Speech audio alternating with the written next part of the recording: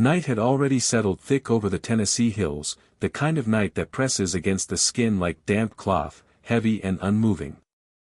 The plantation sat in its usual hush, broken only by the distant calls of whip-poor-wills and the restless turning of livestock unsettled by a change in the air that no one could quite name. The lanterns along the main path flickered, their tiny flames bowing and straightening as if struggling to hold on to their own existence. No one spoke of it at first.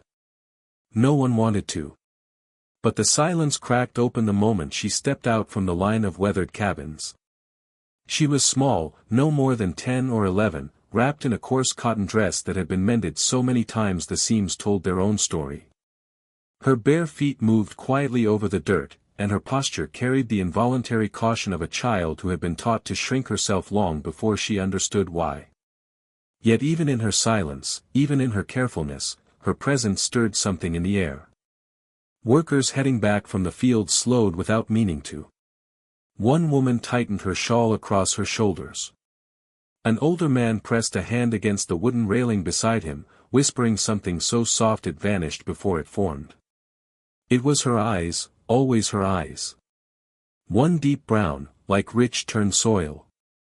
The other a pale, unsettling blue, almost gray, the color of river ice. In daylight they were striking, in firelight they were something else entirely. Every lantern she passed seemed to bend its flame toward her before sputtering violently, as though a gust of breath had struck them. The first time, no one moved. The second time, a murmur rose. By the third, several hands crossed instinctively over chests in quiet prayer. She didn't seem to notice.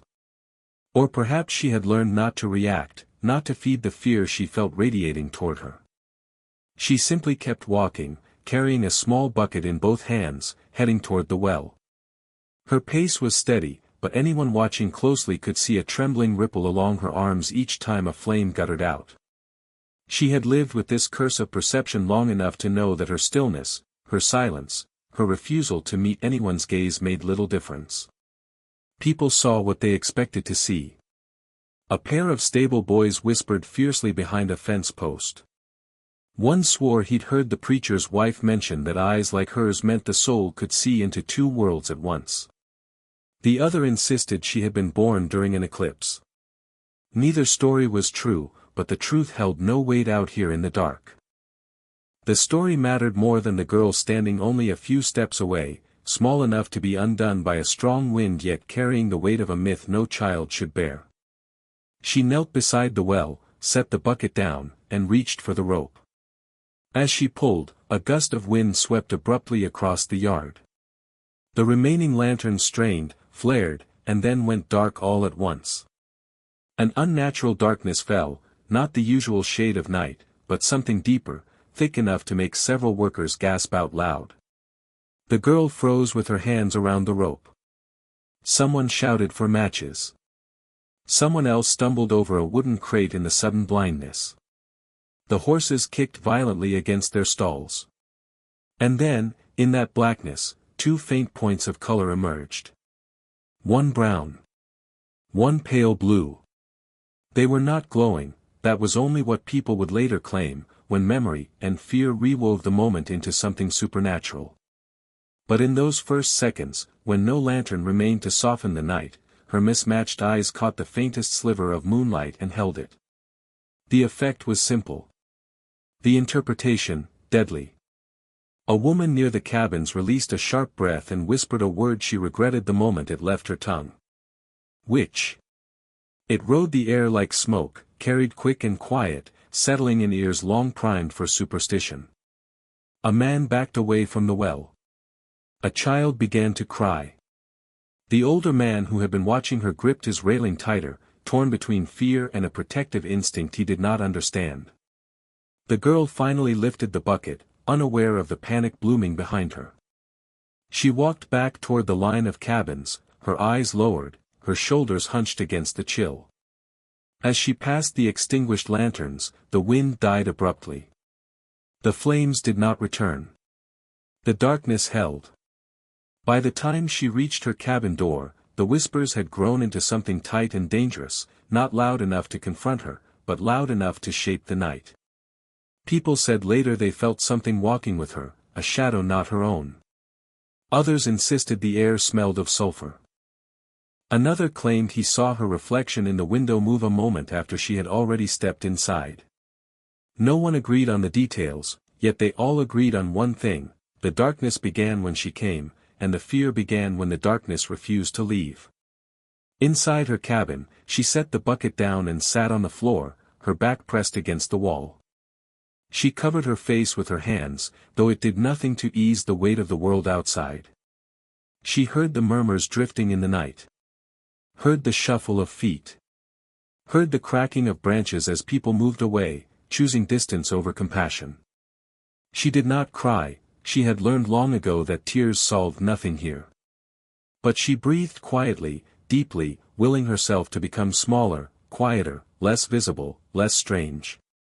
Across the yard, someone lit a new lantern. It flickered weakly and then died. The fear deepened. People looked toward her cabin with wide, uncertain eyes. And as the night wrapped around the plantation like a tightening shroud, one question pressed into every mind, even those who did not dare speak it aloud: was the darkness following her, or was she simply trapped inside a darkness that had been waiting for her all along?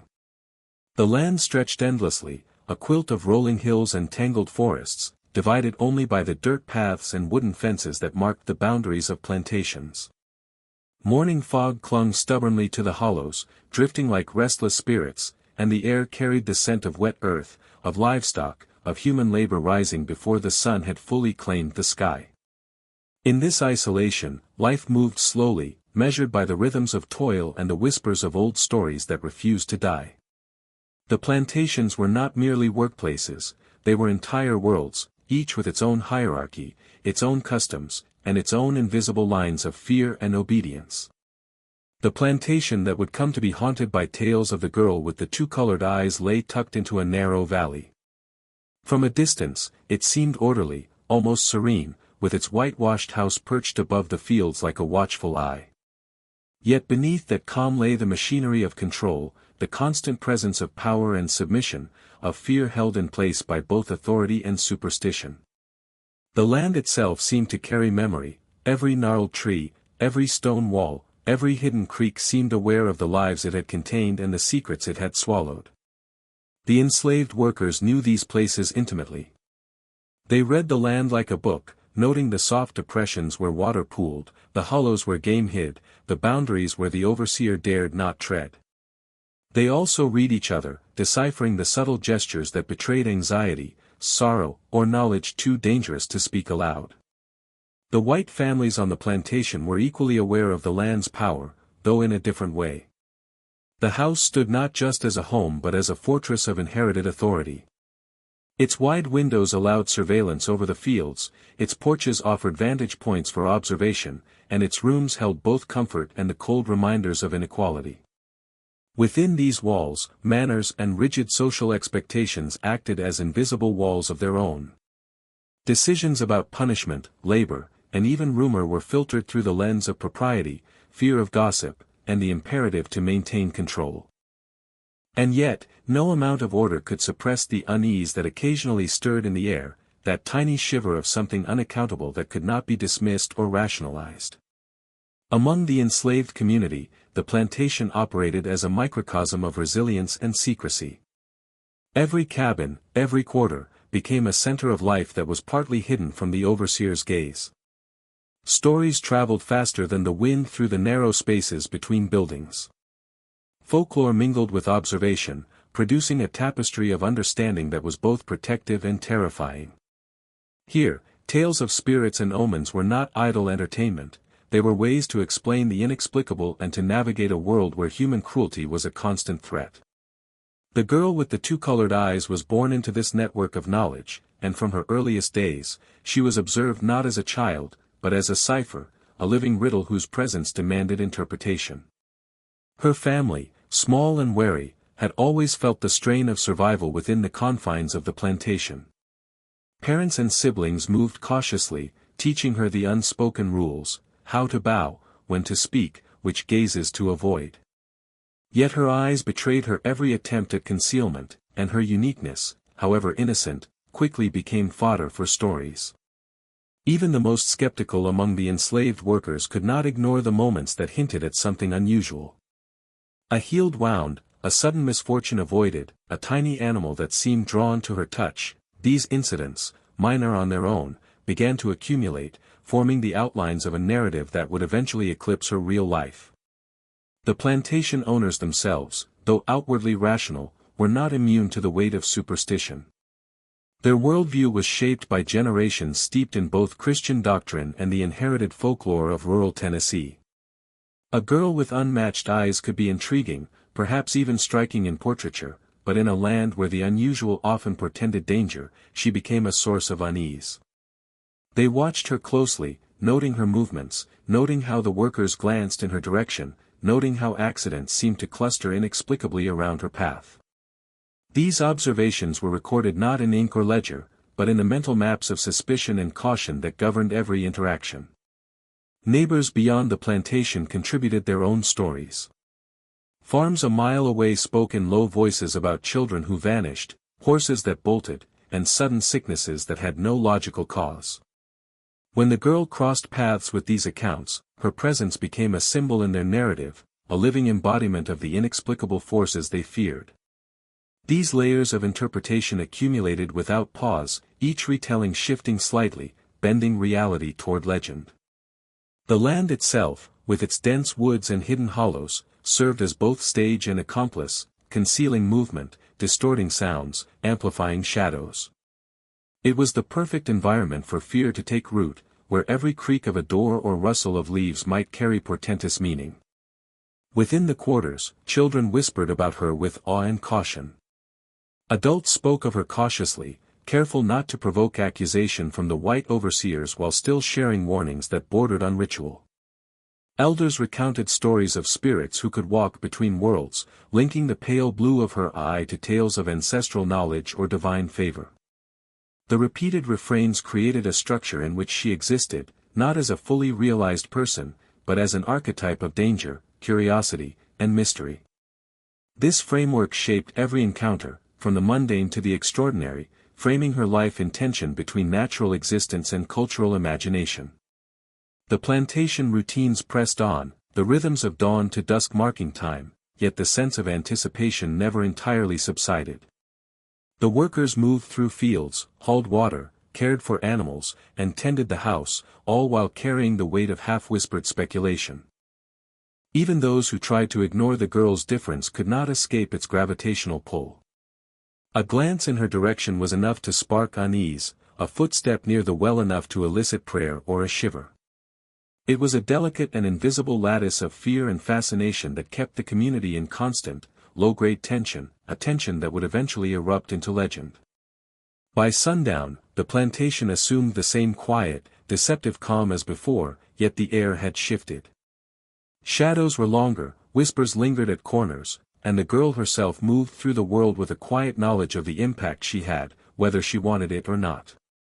The land held her story in its folds, the plantation carried her reputation in its walls, and the people, both black and white, carried a mix of fear, respect, and helpless curiosity that ensured the legend of her eyes would grow beyond any single night or single witness. And in that valley, cradled by hills and wrapped in the ever-thickening cloak of folklore, the girl existed simultaneously in reality and in the imagination of everyone who observed her, setting the stage for the events that would ripple through time. The first whispers began softly, almost imperceptibly, carried from one cabin to another in cautious murmurs that the overseers would never hear. At first, they were nothing more than speculation, small coincidences noticed by those attuned to the subtleties of life on the plantation. A chicken that wandered into the road and was inexplicably spared a fox, a field worker who felt an invisible hand steady him while carrying a load of water, a sudden gust of wind that blew out lanterns just as the girl passed. Each moment, isolated, would have gone unnoticed, yet in combination, they formed a pattern that the human mind could not ignore. She became more than a child, she became a presence, one that seemed to exert influence over the world in ways that defied explanation. The children in the quarters watched her closely, imitating her movements, sharing stories that were half warning, half admiration. They noticed when her eyes caught the sun at odd angles, making one pale iris almost glow like the surface of a river in early morning. They felt the stillness that settled over the air whenever she entered a room, a heaviness that pressed upon their small bodies and made them instinctively bow their heads. Some of them claimed to have seen shadows move in response to her gaze, but they spoke in hushed tones, aware that adults would dismiss or punish such talk. Even within this silence, the stories grew, passing from mouth to mouth, refined and exaggerated with every retelling. Among the adults, the whispers carried a different weight. They spoke with caution, measuring every syllable against the risk of oversight. Words like blessed and cursed were floated carefully, as if the mere utterance could summon consequence. The girl was observed performing simple, mundane tasks, fetching water, tending to animals, carrying wood, yet these acts were reframed by perception. When a sick horse found its footing under her touch, the tales circulated quickly, she had healed it. When a small child wandered into the woods and returned unharmed, pointing toward the girl as the one who had guided them, the narrative grew more potent. Fact and interpretation became inseparable, weaving a fabric of fear and fascination that both comforted and terrified the community. Stories began to cross over into neighboring plantations, carried by travelers and wandering workers. Each retelling shaped the legend further, adding detail, heightening the stakes, and deepening the mystery. Some claimed her eyes could see into another realm, that she was a conduit for spirits long dead or forces unseen. Others insisted her presence altered the environment, the wind, the firelight, even the behavior of animals, bending reality around her in inexplicable ways. Each variation of the story reinforced the sense that she was no longer simply a child but a phenomenon, one whose very existence demanded explanation. The tension within the quarters was subtle but pervasive. Meals were eaten quietly, conversations were guarded, and glances toward her cabin carried unspoken questions. Even the strongest among the workers seemed to feel the invisible weight she carried. A simple nod from her could be interpreted as a blessing, averted eyes could be taken as warning. Superstition infiltrated everyday routines, turning ordinary tasks into exercises of vigilance and interpretation. The girl's identity, once her own, was slowly being subsumed by the expectations and fears of those around her. She became a mirror, reflecting not only herself but the collective imagination of an entire community, bending it toward stories of the supernatural. The overseers noticed the change, though they often tried to rationalize it away. A falling lantern, a startled horse, an unexplainable misstep, all were written off as coincidence, chance, or the trick of uneven terrain. Yet the consistency of events and the growing fear among the workers could not be fully dismissed. The girl's presence had become a locus of anxiety, a tension that could not be measured or contained. Every glance, every subtle gesture she made was interpreted, scrutinized, and added to a cumulative sense of unease. Even those committed to reason found themselves caught in a tide of apprehension that seemed beyond logic. As weeks turned into months, the whispers evolved into stories with structure, characters, and moral undertones. Elders would recount tales to children at dusk, embellishing the narrative to emphasize caution, respect, and fear. The girl was cast alternately as protector and harbinger, innocent yet dangerous, guided by forces that no human could comprehend. These stories solidified her position within the cultural imagination of the plantation, granting her a status that transcended her actual experiences. She existed simultaneously as a child of flesh and blood and as a symbol, a figure through which the community projected its anxieties, hopes, and moral interpretations. Small incidents punctuated the larger pattern, each one reinforcing the legend. A storm that toppled a barn section occurred after she was seen walking near the outbuilding. A fire that consumed a tool shed began on the night she had been sent to gather wood. None of these events were documented with precision, yet the memories of those who witnessed them were vivid and insistent. The human mind, trained to detect patterns, was more than willing to connect cause and effect, even where none existed. Thus, with every repetition, the girl's story grew more potent, more frightening, more impossible to disentangle from the fabric of daily life. In the midst of this, the girl herself moved through the world largely unaware of her growing reputation. She continued her tasks quietly, keeping her head low, attending to her duties without seeking attention. Yet her actions were scrutinized constantly, reframed by observers whose interpretations held more power than her intentions. Inadvertent gestures became omens, fleeting expressions were read as warnings, and every step she took reinforced a narrative that existed independently of her agency. The gap between reality and perception widened, setting the stage for confrontations that would challenge the boundaries between belief and evidence, between fear and understanding. The communal fear reached its peak during nights when natural events coincided with her presence. Lanterns flickered, livestock grew restless, and the wind seemed to obey a subtle rhythm tied to her movements. People began to avoid her gaze, whispering prayers or words meant to protect themselves. Each instance added weight to the legend, transforming it from rumor into collective conviction. It was no longer simply that something unusual occurred around her, it was believed that she, in some fundamental way, commanded it. The child had become myth, and the myth had begun to shape reality itself, altering how every person on the plantation navigated the ordinary world. The tension became almost tangible, pressing against the quarters and the fields alike. Workers moved through their daily tasks with heightened awareness, measuring their steps, monitoring their words, and attempting to interpret signals in a landscape that had grown unfamiliar overnight. Even the adults, who understood the boundaries of physical causality, found themselves caught in a current of fear that defied reason. And through it all, the girl remained present, silent, observed, and misinterpreted, her very existence reinforcing the uneasy equilibrium that allowed superstition to flourish and legend to take root. The first accusation came quietly, almost like a shadow slipping through the cracks of the quarters. It was not a shouted condemnation but a subtle shifting of glances, a hesitation in conversation that spoke louder than words. The overseer's child had fallen ill, a sudden and violent fever that left the family desperate for explanation. Doctors were distant, scarce, and slow to respond in these rural expanses, and superstition filled the vacuum left by the absence of immediate answers. Fingers pointed, suspicion simmered, and in that delicate, charged atmosphere, the girl with two-colored eyes became the inevitable target. She had been observed near the child only days before, a passing presence that in isolation would have meant nothing, but in combination with misfortune, it became proof in the minds of those ready to believe. The overseer himself, a man known for his strict adherence to routine and his quick temper, found himself trembling beneath the weight of inexplicable events. He demanded an explanation, any explanation, and when reason failed, the stories from the quarters filled the void. People spoke of how objects moved strangely around her, how animals reacted with sudden fear or reverence, how the air seemed to thicken in her presence. The combination of small anomalies and deeply ingrained fears created a perfect storm of accusation.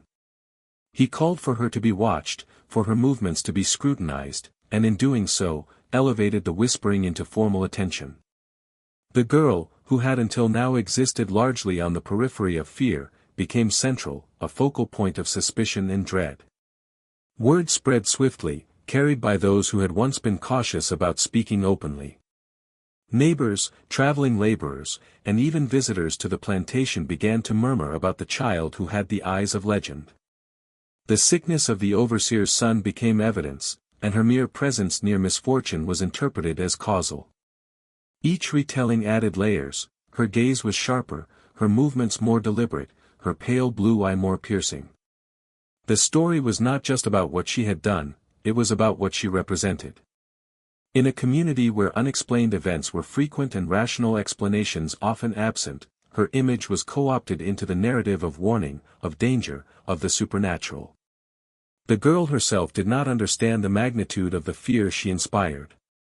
She continued her chores, fetching water, tending animals, gathering firewood, performing the same tasks she had always done, yet each step was observed and weighed, interpreted and reframed. She became a living emblem, her identity stripped and repurposed by the community's collective imagination. What she felt and what she intended mattered little compared to the projection of others' anxieties and their desperate need to locate blame. Every glance toward her cabin carried the weight of accusation, every sound in the night became proof of her involvement in misfortune. The line between innocence and guilt blurred under the pressure of communal fear, leaving her suspended in a liminal space where reality and rumor intertwined. Some tried to intervene. Certain elders, cautious and experienced, attempted to shield her, speaking in quiet tones to those who might listen. They reminded neighbors and fellow workers that coincidence did not imply malevolence, that a child with differing eyes was not inherently dangerous. But these voices were fragile, easily drowned by the volume of fear that had accumulated. Their cautions were dismissed as overly cautious, weak, or naive. The legend was already forming, moving faster than reason could contain, and the girl became both the subject and the vehicle of a story that no one fully controlled. Protection was fleeting, suspicion was enduring. Religious interpretation began to dominate the discourse.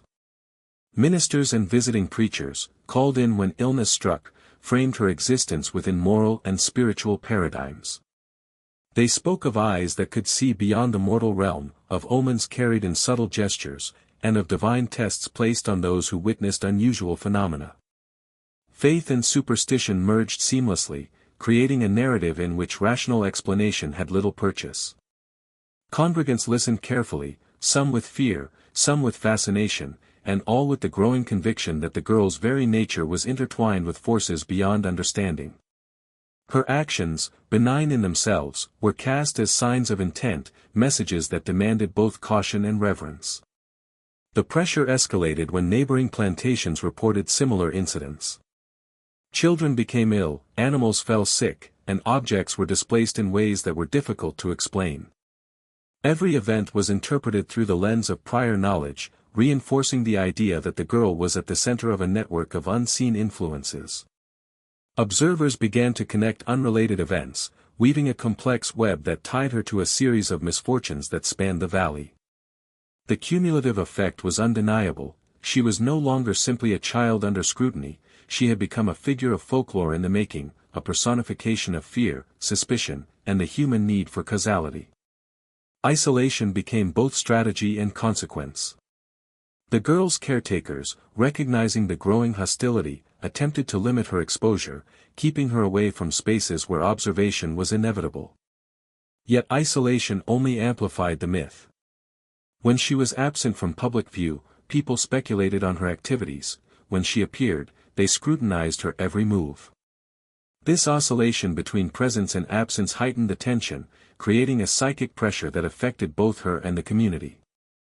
The plantation became a stage for anxiety, and she was the central figure upon which every fear was projected. Reality was subordinate to interpretation, and the environment itself seemed to conspire in amplifying her perceived influence. At night, the sense of accusation was most intense. Lanterns were lit with trembling hands, prayers were muttered beneath breaths, and the darkness carried an almost sentient weight. Every sound, a branch snapping, a door creaking, a horse shifting in its stall, was filtered through suspicion. Her movements, often quiet and deliberate, were magnified in perception. Observers found patterns where none existed, attributing intention to coincidence, meaning to randomness. The accumulation of these small judgments created an atmosphere in which fear and fascination were inseparable. She walked through it all, uncomprehending yet deeply affected, the center of a maelstrom she did not initiate but could not escape. The first formal confrontation arrived with a quiet inevitability. The overseer demanded explanations she could not provide. Her family attempted to speak on her behalf, yet their words were often drowned in the tide of panic and rumor. The community's belief in her power, real or imagined, outweighed the evidence of innocence. By the time the sun dipped behind the hills, the girl with the two-colored eyes had been transformed, in perception if not in reality, into a figure whose presence alone altered the balance of the plantation. Accusation had solidified into legend, and the simple, ordinary rhythms of life were now inseparably entwined with fear, speculation, and the growing, inescapable idea that she was somehow different in a way that demanded attention, caution, and superstition. Attempts to suppress the rumors began almost immediately after the first formal accusation. The plantation owner, a man of authority whose reputation depended on the strict maintenance of order and labor, recognized the danger of a legend that had begun to spiral beyond his control. He issued directives quietly at first, reminding overseers to keep workers focused on their tasks, forbidding idle conversation about the girl, and threatening punishment for those who persisted in spreading tales. Yet his words, carried through the corridors and quarters, were met with a mixture of fear, skepticism, and defiance. The more he sought to impose silence, the more the whispers grew in volume and complexity, traveling along secret paths that authority could not monitor. Within the quarters, the suppression of speech had an almost paradoxical effect. Workers spoke in coded language, substituting names and descriptions, passing stories in hushed tones when the overseers were absent. The girl became a symbol, a cipher, and the very act of silence lent weight to the belief that something extraordinary had to be hidden. Children were told to observe carefully but speak cautiously, elders offered warnings cloaked as guidance, and even casual remarks could be interpreted as confirmation of powers beyond comprehension. In attempting to erase the narrative, the plantation leadership inadvertently amplified it, giving the community reason to imagine threats and miracles that had never existed in the first place. The owner's attempts extended beyond words. He reassigned the girl to different tasks, hoping that separation from key locations like the well or the barn would diminish the sense of her influence. He instructed overseers to document her movements and to report anomalies, believing that careful record-keeping would impose rational order. Yet the more controlled her environment became, the more the legend persisted. Simple accidents, coincidences, or natural occurrences, a sudden gust of wind, a tree branch snapping, livestock behaving erratically, were filtered through the lens of expectation. Her presence, real or imagined, became inseparable from any disruption, turning mundane events into evidence of an invisible power. Religious intervention began to reinforce the tension. Ministers were called to the plantation to pray over sick children, to speak sermons about morality and the supernatural, and to assert the authority of faith over unexplainable phenomena. Their words carried both comfort and fear. They spoke of vigilance, of divine testing, and of the dangers of ignoring signs sent from higher powers. The villagers and workers absorbed these lessons unevenly, some accepting them as truth, others twisting them to fit pre-existing fears. The girl became framed not merely as unusual, but as a figure entwined with spiritual forces, her mismatched eyes interpreted as windows into realms beyond ordinary human understanding. Each sermon, each prayer, and each ritualized warning added layers to the myth, embedding it deeper into the collective psyche. The suppression extended into the physical space of the plantation. Certain areas were cordoned off or avoided, either to protect the girl or to prevent others from observing events that might fuel speculation. The quarters themselves became a theater of fear and caution, with workers walking lightly, speaking softly, and moving in patterns designed to avoid drawing attention. The plantation's landscape transformed under the weight of superstition. Shadows lengthened in significance, and the ordinary rhythms of daily labor became infused with meaning, caution, and anxiety. Each footstep was a negotiation with perception, each glance a measured calculation, and every small event became a potential node in the growing network of rumor. The girl's behavior, though unchanged, was scrutinized in extraordinary detail. She carried out her duties silently, bowed when necessary, and avoided confrontation, yet observers attributed intention to every gesture.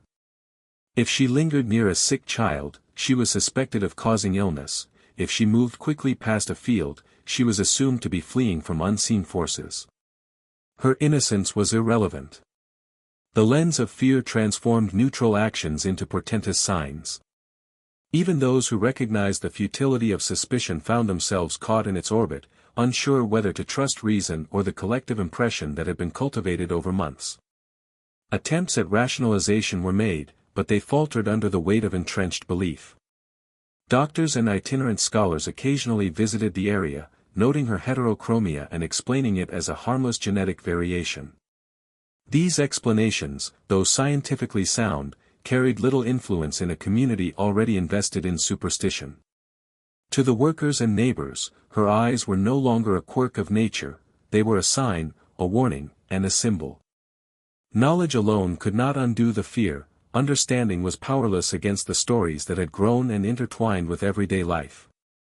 Every rational argument became another detail for the legend, woven into its fabric rather than diminishing it.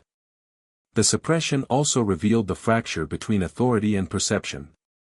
The plantation owner and overseers maintained a veneer of control, insisting that workers adhere to rules and ignore rumor. Yet the workers' lived experience diverged from the imposed narrative. They navigated the plantation through layers of meaning invisible to the authorities, interpreting events and gestures through the lens of fear, belief, and historical memory. Their caution, their stories, and their silent prayers formed a parallel reality, one where legend held as much power as labor, where superstition dictated behavior as effectively as edict.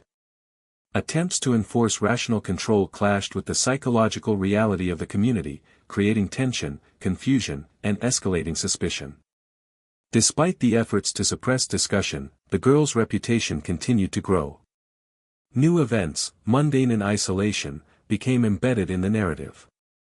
A horse that bolted during a storm, a sudden illness, a child rescued from the creek, each incident was filtered through memory, magnified by superstition, and interpreted as a manifestation of her presence. The balance between observation and imagination blurred, giving rise to a version of reality shaped as much by expectation as by fact. The plantation, the workers, and the girl herself became enmeshed in a cycle where myth generated behavior, behavior reinforced belief, and belief shaped perception.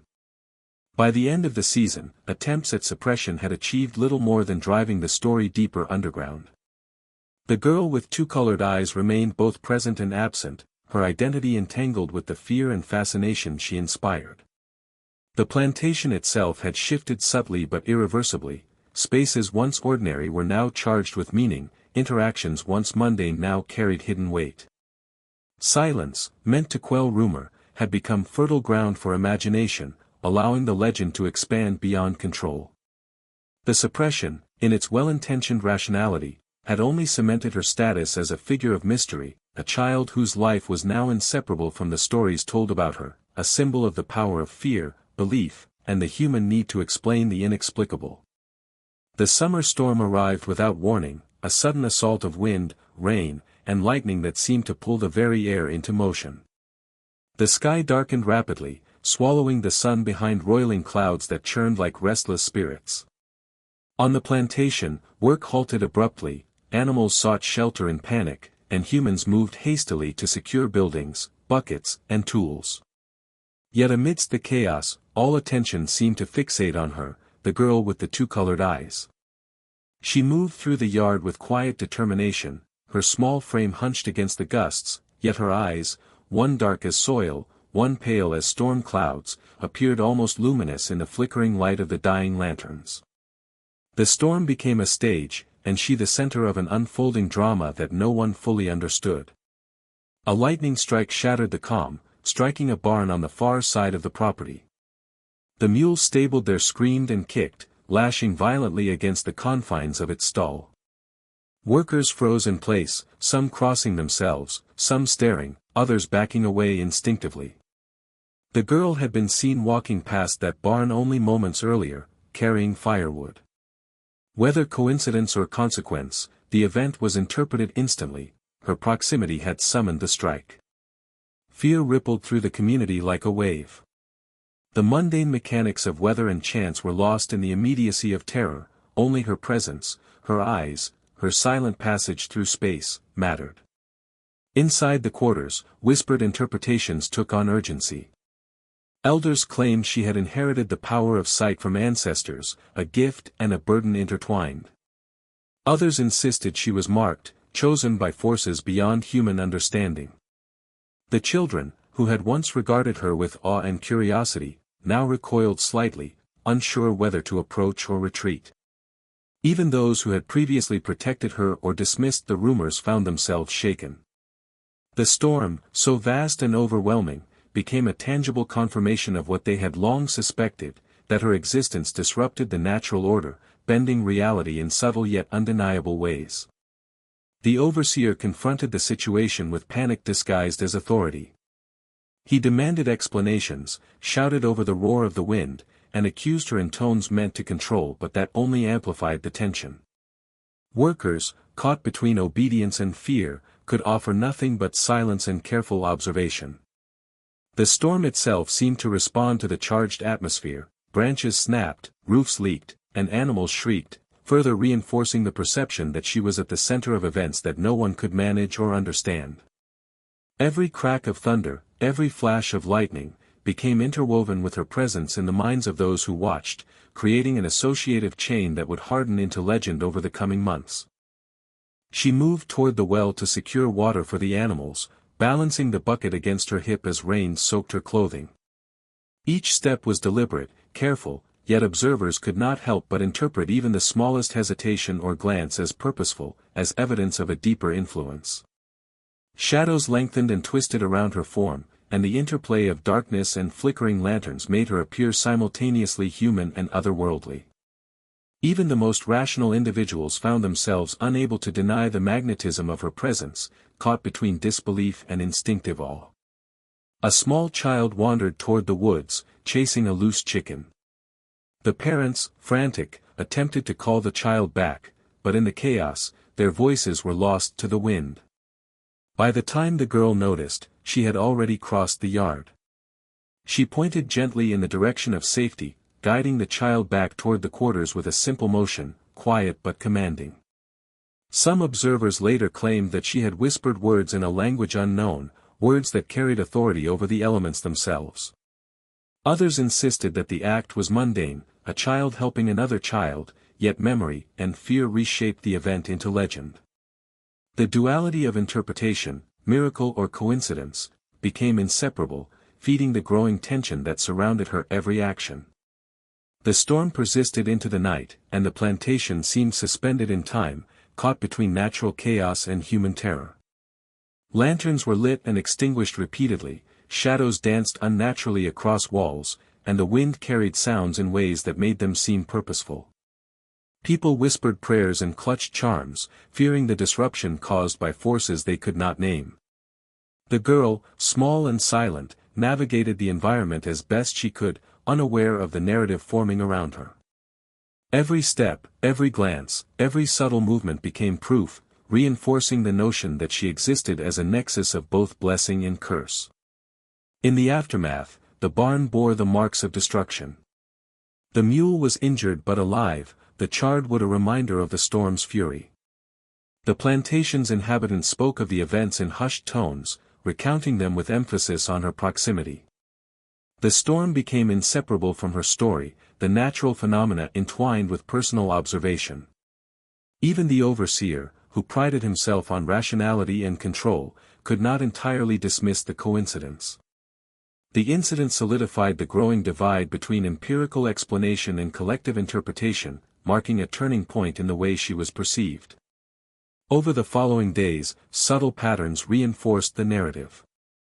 Animals were cautious near her, furniture sometimes shifted oddly, and workers continued to sense an intangible pressure in her presence. Ordinary events were filtered through the lens of the storm, creating a feedback loop of observation, interpretation, and legend building. What had been anecdotal and fragmented coalesced into a consistent perception. She was not merely a child in the landscape of the plantation, she was a force that subtly, inexorably shaped the environment, whether intentionally or otherwise. The boundary between ordinary existence and myth blurred further with each retelling. The girl's own understanding of the situation remained limited. She continued her tasks with quiet diligence, attending to animals, fetching water, and performing chores, but the atmosphere around her had shifted irreversibly. The storm had left an imprint on perception as much as on the land. Those who observed her moved through the plantation with heightened caution, measuring their words and actions against the invisible influence they attributed to her. She became a mirror reflecting collective fear, her every motion refracted through layers of expectation and superstition. By the time the storm had fully passed and the first light of dawn illuminated the valley, the plantation had been irrevocably changed. People spoke less and watched more, their imaginations shaped by the events they had witnessed. The girl with the two-colored eyes existed now as both reality and legend, her innocence overshadowed by the mythology of her perceived influence. Her presence commanded attention, respect, and fear, and the psychological impact of the storm would echo for weeks, shaping behavior, interpretation, and story alike. The land itself seemed altered, charged with memory, suspense, and an unspoken question that hovered over the plantation, whether what had occurred was the product of chance, or whether she truly carried something within her that no one could fully understand or control. The night of the storm became a touchstone in the narrative of the plantation, a reference point for both those who feared and those who observed, a moment when perception and reality intertwined in ways impossible to untangle. Stories were retold, exaggerated, and refined, each retelling strengthening the association between her presence and the chaos of the natural world. In that way, the girl became not only the subject of superstition but the lens through which the entire plantation interpreted disorder, chance, and the unknown. The storm had passed, but its echo remained, carried in the glances, the whispers, and the palpable tension that now defined life on the plantation. The first attempts at rational explanation began cautiously, as though the people of the plantation were afraid to speak too loudly, lest they summon consequences beyond their comprehension. Scholars, itinerant physicians, and wandering observers were drawn to the legend, curious about a child who had been simultaneously feared and revered. Their presence was a small intrusion into a world otherwise governed by labor, superstition, and the fragile hierarchies of authority.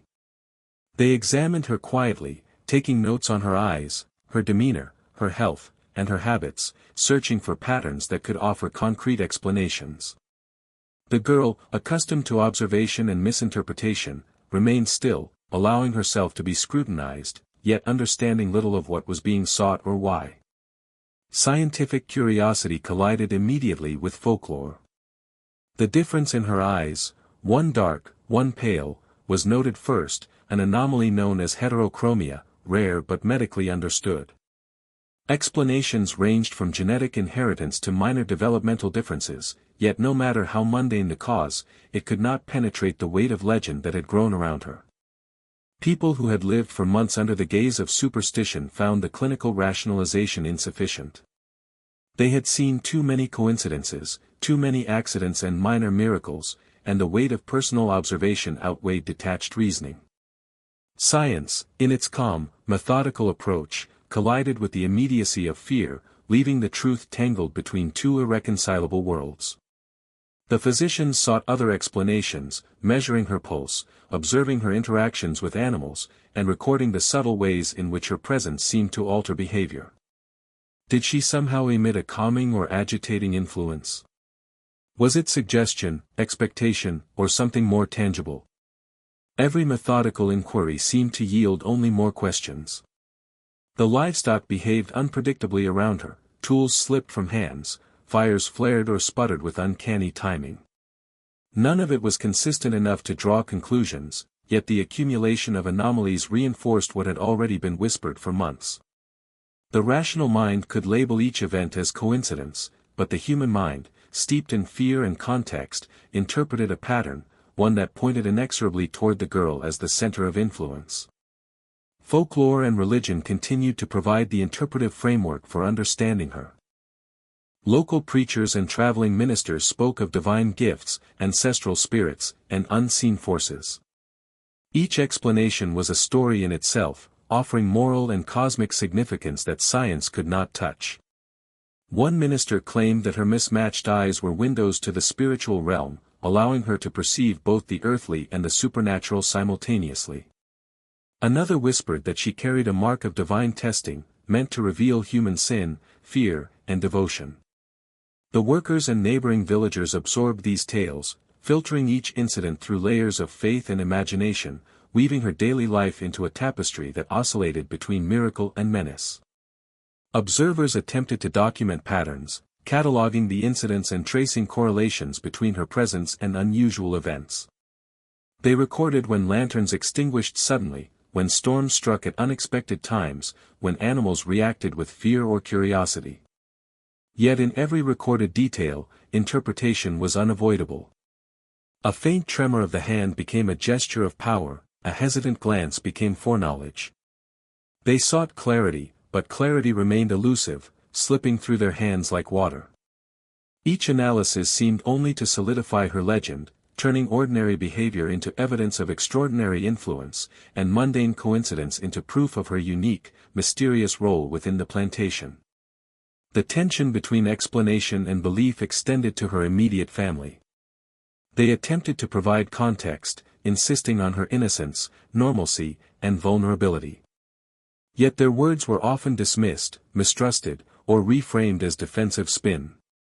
Those who tried to rationalize her behavior found themselves caught in an invisible struggle between authority and superstition, between empirical observation and the power of narrative. Family interventions could soothe only briefly, as the cumulative effect of long-held fear, repeated storytelling, and extraordinary coincidence outweighed reason. Her existence had transcended the personal, she was now an archetype, a mirror through which the entire plantation interpreted danger, morality, and the unknown. Neighbors, drawn by curiosity or fear, came to observe from a distance, each carrying preconceptions shaped by prior tales. They recorded minor incidents, confirmed rumors, and sometimes offered their own embellishments. Every new observation added a layer to the narrative, creating a feedback loop that made rational explanation increasingly irrelevant. The girl's life became inseparable from the stories told about her. Her daily actions filtered through a lens that amplified significance beyond her comprehension or intent. Attempted science and observation collided with expectation and imagination, producing a liminal space where rationality and legend coexisted uncomfortably, and sometimes violently, side by side. Even those with a degree of skepticism found themselves altered by the experience. What had begun as detached curiosity became emotional involvement, influenced by prolonged exposure to fear, pattern recognition, and communal interpretation. Every storm, every accident, every minor miracle was refracted through the shared consciousness of the plantation, reinforcing the perception that she carried influence beyond ordinary understanding. Observation and expectation merged, leaving no clear boundary between what was real and what was interpreted. Her very presence was a lens through which chaos, coincidence, and story were organized into a narrative that demanded attention, reverence, and caution. The villagers began to theorize about her future, speculating on whether the abilities attributed to her would grow, diminish, or persist. Each explanation reflected more about those observing than the child herself. One theory suggested she was a child of prophecy, destined to reveal hidden truths or punish sin. Another imagined that she carried a curse, one that could unravel the lives of those who disregarded her warnings. Yet another insisted that she was simply a child, and that human imagination had woven fear into reality. In each case, rational inquiry struggled to assert itself, drowned by the cultural, psychological, and emotional investment of the community. As days passed, the divide between scientific inquiry and folkloric interpretation became increasingly pronounced. Every explanation raised new questions. Every observation confirmed fear. The girl, caught between these worlds, moved quietly, performing chores, attending to animals, and navigating the complex social currents that surrounded her. Yet in every action, she was interpreted, analyzed, and mythologized, her ordinary existence refracted into extraordinary meaning. She became both subject and object, reality and symbol, innocence and portent, and the attempts to explain her only deepened the mystery that enveloped her life. By the end of this period, the girl had become a fulcrum upon which reason, superstition, and fear pivoted. Scientific observations coexisted uneasily with folklore, rational attempts at documentation existed alongside prayers and whispered warnings. Every observer, from scholar to neighbor to family member, had contributed to the construction of a narrative that would endure beyond immediate comprehension. Her life, once simple and ordinary, had been transformed by perception, coincidence, and interpretation into a phenomenon that defied easy categorization. She existed now in a space where explanation was possible, but belief had already claimed precedence, ensuring that legend would continue to grow even as attempts to understand it unfolded with meticulous care. Isolation became the natural consequence of fear, a subtle yet unrelenting force that reshaped the girl's world. The quarters, once a place of community and shared labor, now seemed fractured, as if the very air carried the weight of unspoken suspicion. Workers gave her wide berth in the fields, conversations hushed when she approached, and eyes that had once reflected curiosity now reflected caution, awe, and an undercurrent of dread. Every step she took was measured, every glance scrutinized, every smile interpreted as either blessing or warning. The physical and psychological boundaries around her tightened, turning her existence into a performance dictated not by choice but by the expectations of those who feared what they did not understand. The plantation itself mirrored this isolation. Areas of the property were avoided or circumspectly monitored, barns and wells treated as stages where her presence could trigger both fascination and apprehension. Even the natural world seemed to respond. Horses refused to approach, chickens scattered in unusual patterns, and the wind carried sounds in ways that seemed amplified, almost deliberate. Observers imbued these events with intention, interpreting coincidence as design, and ordinary occurrences became freighted with meaning. The land, once a neutral backdrop, became a canvas for collective anxiety, and she was the subject painted in every shadow and reflected in every glint of light.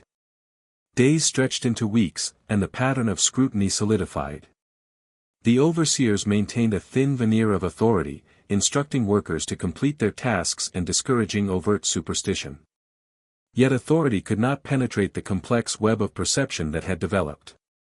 Workers navigated around her, adjusting routines, rearranging schedules, and quietly noting the subtleties of her behavior. Every accidental brush of the hand, every hesitation in speech, every expression of thoughtless emotion became data for interpretation. Isolation was no longer merely physical, it was psychological, a constant pressure that shaped how she moved, spoke, and even thought. The boundaries of observation had expanded to encompass her every moment, leaving her both hypervisible and confined. Attempts to socialize or integrate her into ordinary tasks were met with both overt caution and subtle resistance. Other children, caught between admiration, fear, and the desire to comply with adult warnings, often kept their distance. They watched her from afar, mimicking behavior in secret, whispering to one another in codes designed to avoid adult detection. Even when compelled to interact, they did so with hesitation, weighing every gesture, every word, every shared glance for hidden meaning. This dynamic reinforced the sense that she was apart, not through choice but through communal insistence, and the girl began to internalize this distance as an unspoken rule of existence. The physical effects of isolation were compounded by emotional strain. Moments of solitude, once opportunities for play or reflection, became heavy with self-awareness. She learned, often unconsciously, to move in ways that minimized attention, to speak only when necessary, and to manage the perception of those around her. Every encounter, no matter how brief, carried potential consequences.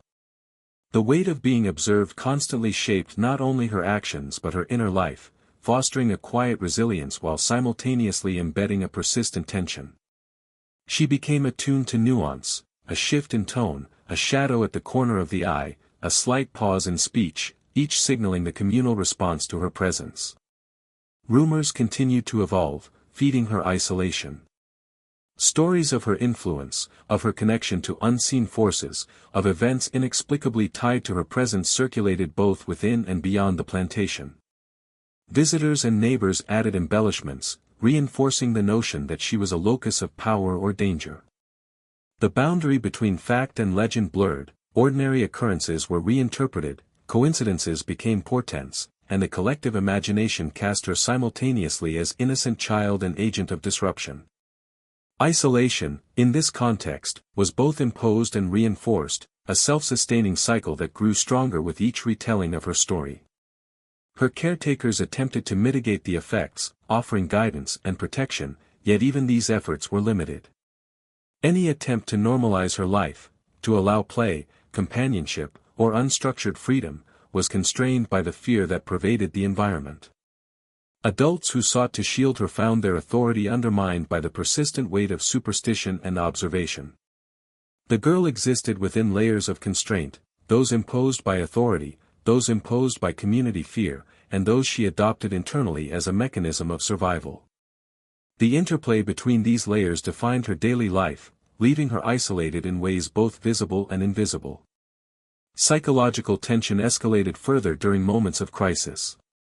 Storms, illness, or minor accidents were invariably linked to her presence, reinforcing the perception of her as both catalyst and target. Observers interpreted her reactions, or lack thereof, as confirmation of her powers or culpability. In this environment, isolation was not merely protective, it was almost inevitable. She could not move without scrutiny, she could not speak without interpretation, and she could not exist without contributing, through perception alone, to the ongoing narrative of fear and fascination. The cumulative effect of isolation was visible in her demeanor. She moved with quiet deliberation, her eyes alert and cautious, her expressions often guarded. Spontaneous gestures of joy or surprise were tempered by awareness of those watching. Simple acts, carrying a bucket, feeding an animal, walking across a field, became exercises in self-monitoring. Even moments intended for play or solitude were layered with vigilance, and her internal world became increasingly shaped by the external pressures of observation, expectation, and superstition.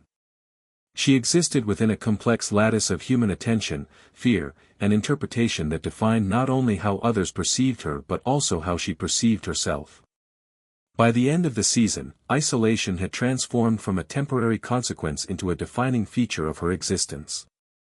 The plantation, once a place of work and shared experience, had become a stage for legend, and she was both performer and audience, caught between reality and narrative. The stories told, the glances exchanged, the hushed warnings, all reinforced the separation between her and the ordinary world. Even the land seemed complicit, responding to her presence with subtle signs that observers interpreted as supernatural or extraordinary.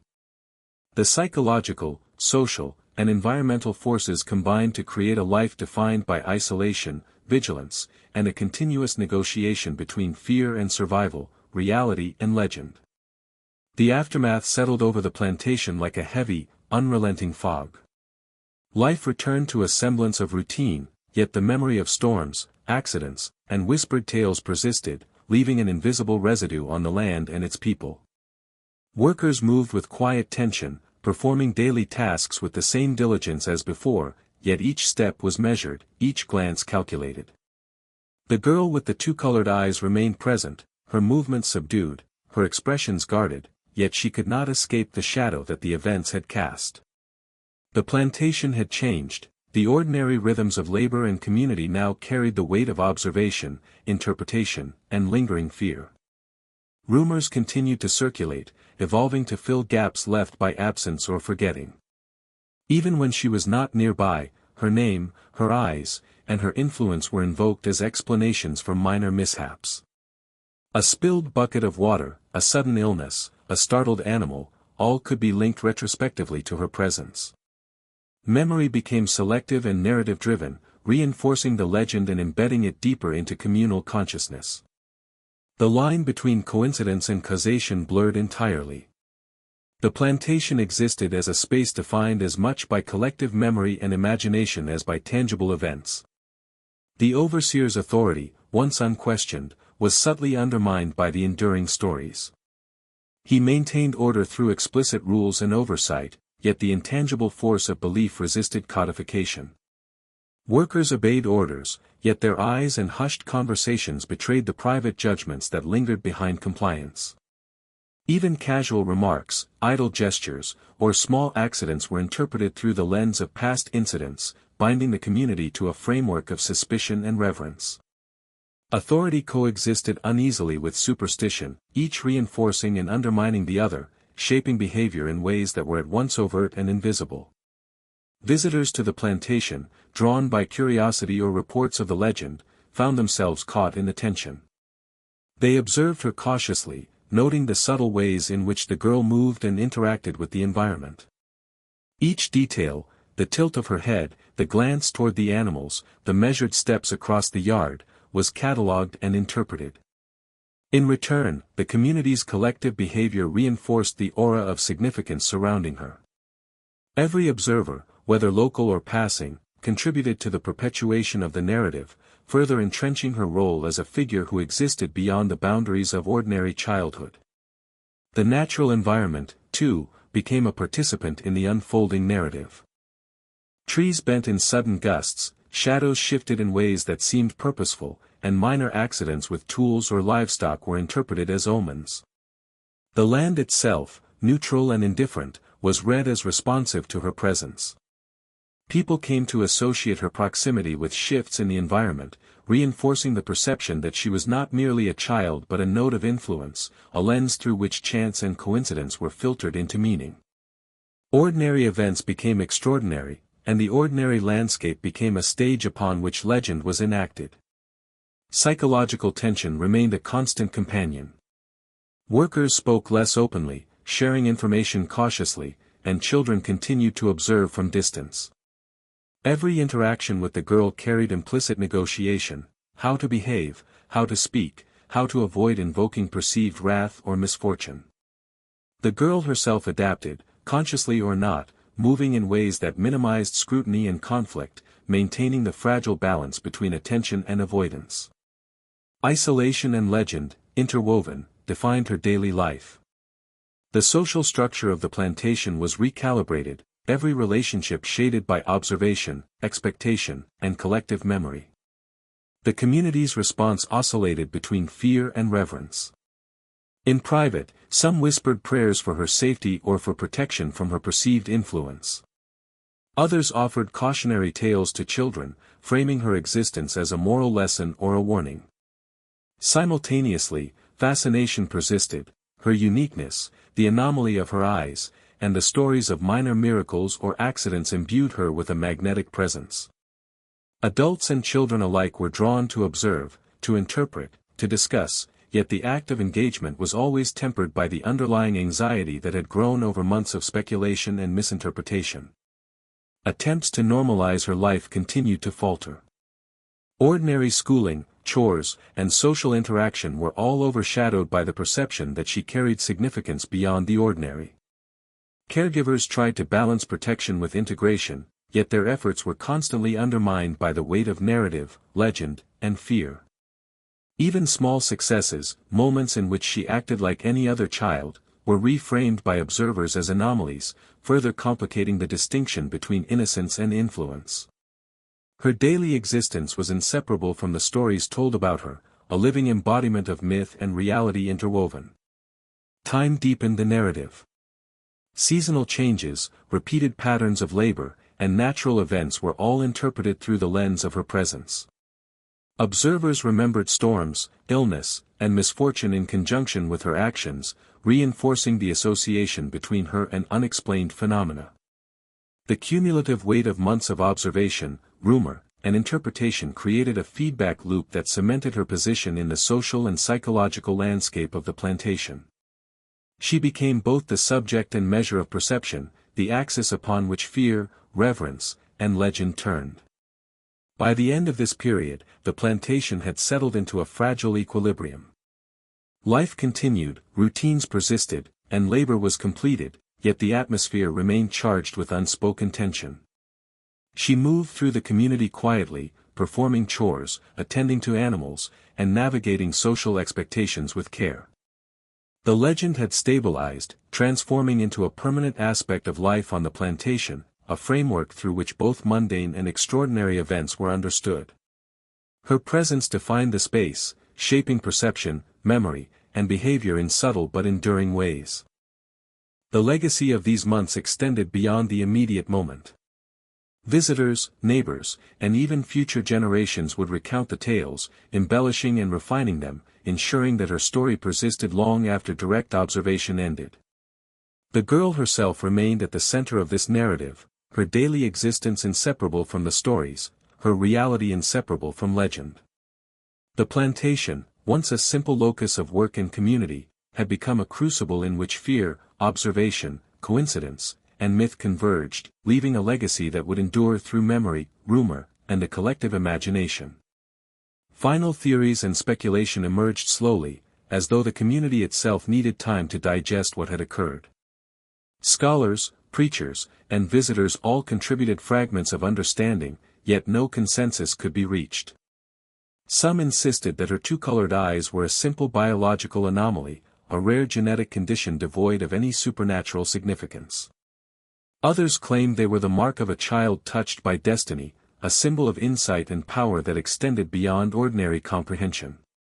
The absence of definitive proof allowed imagination and belief to flourish, and with each retelling, the girl's story became increasingly enshrined as legend rather than mere history. People debated the nature of her influence endlessly.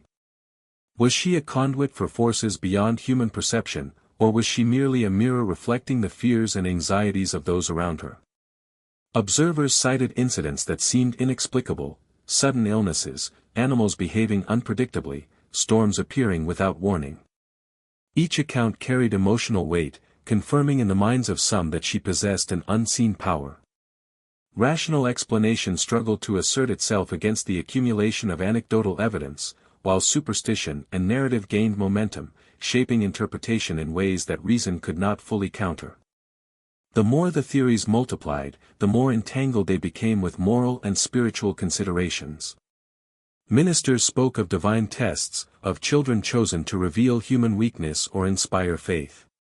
Villagers interpreted minor accidents or coincidences as evidence of moral lessons, framing her presence as both challenge and warning. The girl, caught at the center of this interpretive vortex, remained largely unaware of the significance others attributed to her. Her daily life, chores, tending animals, simple walks through the plantation, was filtered, analyzed, and mythologized, yet she continued, quietly and dutifully, unaware that the mundane acts of existence had become the material from which legend was woven. Some theorists sought to reconcile science with belief. They acknowledged her genetic uniqueness while also accounting for the remarkable perception and sensitivity that seemed to define her interactions. They proposed that heightened observation, subtle cues, and human expectation could explain much of the behavior attributed to her influence. Yet even these tempered explanations did not diminish the impact of collective narrative. Stories, retold and reshaped, had taken on a life of their own, and perception had solidified into reality in the minds of those who witnessed and remembered. Rationality could coexist with myth, but it could not displace it entirely. Travelers who passed through the region added layers to the narrative. Their accounts, shared with neighbors, fellow travelers, and later chroniclers, emphasized the uncanny nature of her presence. They described eyes that seemed to see beyond the visible world, a demeanor that commanded attention and respect, and events that coincided with her proximity in ways that defied expectation. Each retelling reinforced the notion that she was extraordinary, lending credence to superstition while also sparking curiosity. Even those who approached her with skepticism could not entirely resist the aura that surrounded her, the tension between belief and doubt, the human desire to find meaning in what seemed inexplicable. The psychological imprint on the community was profound. Workers, families, and neighbors carried the story in memory and in conversation, altering behavior, communication, and perception long after the immediate events had passed. Fear, respect, and fascination coexisted uneasily, influencing how they interpreted every interaction, every incident, every subtle change in the environment. The girl's presence, and the stories constructed around it, became a lens through which life was filtered, a framework that transformed the ordinary into the extraordinary and rendered the boundary between reality and legend permeable. Over time, even those most closely connected to her accepted that certainty was impossible. Her influence could neither be confirmed nor entirely dismissed. Observers recognized patterns but struggled to separate coincidence from causation, mundane acts from portentous signs. Her story became a meditation on human perception itself, the way fear, expectation, and narrative could shape reality, the way ordinary events could be reframed as miraculous or menacing, and the way a single individual could become a repository for communal hopes, anxieties, and imaginings. Legends continued to grow with embellishment and reinterpretation. Children who had watched her from a distance shared exaggerated accounts, elders recounted incidents with selective emphasis, highlighting danger, mystery, or moral significance. Even those who sought to maintain rationality found themselves participating in the perpetuation of story, contributing details, confirming patterns, or allowing narrative to fill gaps in memory. In this way, the girl became simultaneously historical figure, myth, and symbol, her existence woven into the fabric of the community's collective consciousness. The ambiguity of her legacy was compounded by absence. As time passed and she grew older, events attributed to her became increasingly abstract. Stories of influence, miraculous perception, or uncanny coincidence were no longer tied to daily observation but lived in memory, retelling, and interpretation. Her presence, while physically diminished in immediacy, remained vivid in imagination, sustaining the tension between the ordinary and the extraordinary. People debated endlessly: had she truly caused events, or had human perception, fear, and expectation simply created a story so compelling that it eclipsed mundane reality? Even in later years, attempts to document her life scientifically or historically were limited by gaps in observation and the inherent subjectivity of memory. Researchers could measure genetic differences, chart events, and record anecdotal accounts, yet the human element, the psychological weight, communal expectation, and interpretive amplification, resisted quantification. Her story became a case study in the interplay between fact and fiction, observation and belief, childhood and legend. Every attempt to explain her existence, while grounded in evidence, coexisted with the intangible, unmeasurable aura that had defined her since the earliest whispers. Ultimately, her legacy was neither entirely rational nor entirely mystical. It occupied a space between perception and reality, science and folklore, innocence and extraordinary influence. People came to understand that certainty was impossible, that stories had lives of their own, and that the girl with two colored eyes would forever exist as both a figure of history and a legend, shaped as much by human imagination as by her own actions. The plantation, the community, and all who observed her had been irrevocably changed, their perceptions filtered through the lens of events that could be explained in part, but never fully. The tension, fascination, and ambiguity persisted as enduring questions. Scholars, visitors, and descendants debated endlessly: what had she truly done, and what had been imagined? Had she been a child gifted with perception beyond the ordinary, or had she simply become a repository for the fears, hopes, and stories of those around her? Every answer generated new questions, ensuring that the legend, like the memory of the plantation itself, would remain alive. Her story became a meditation on human perception, the fragility of certainty, and the power of narrative to shape reality, leaving the final chapter open, unresolved, and hauntingly compelling.